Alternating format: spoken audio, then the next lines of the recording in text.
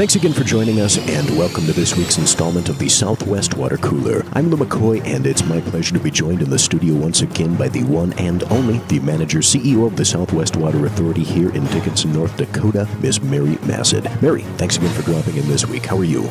I'm doing great. How are you this week? Well, I cannot complain as signs of spring seem to be appearing in the air. We went from days, weeks, months, perhaps even years of an endless winter into 50-degree weather, and it feels, frankly, quite tropical. So I'm not complaining, but along with the weather comes some consequences for, well, shall we say, water flow.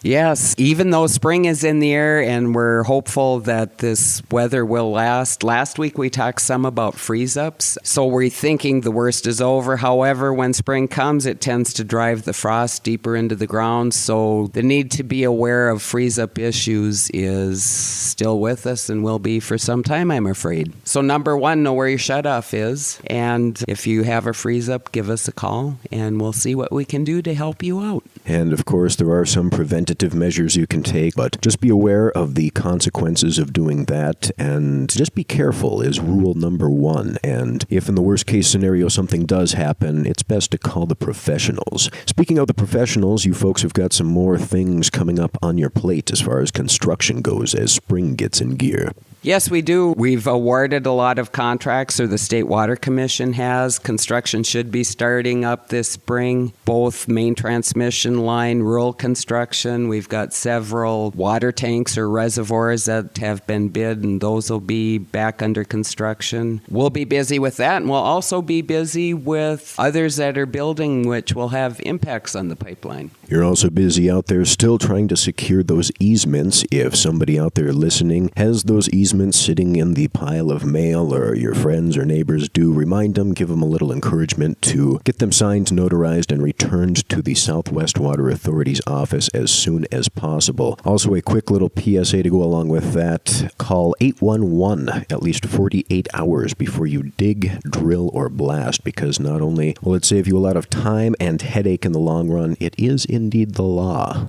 Yes, it is. North Dakota Century Code 811 is one call locate request, and all underground utilities are notified. If we have pipeline in the area, we will come out and locate it for you so that you and or your contractor will be able to avoid any conflicts during construction. One other final reminder before we wrap things up for the week. If you've got questions, comments, want to let us know that you're listening to the show, to say hi, or for more information about utilizing the Southwest Water Authority's Water Depot, for more information about the fine employment opportunities available with the authority, all of that available at their website, qualitywaternd.com, qualitywaternd.com. And with that, Mary, thanks again for dropping in this week. It's been a pleasure. Enjoy the beginning of spring, and we'll talk to you soon. That sounds great. I hope you and all our listeners out there do enjoy the weather, and I look forward to visiting with you next time. And with that, a big thank you to you folks out there in Radio Land for taking time out of your day to join us, and we encourage you to drop in next time right here at the Southwest Water Cooler.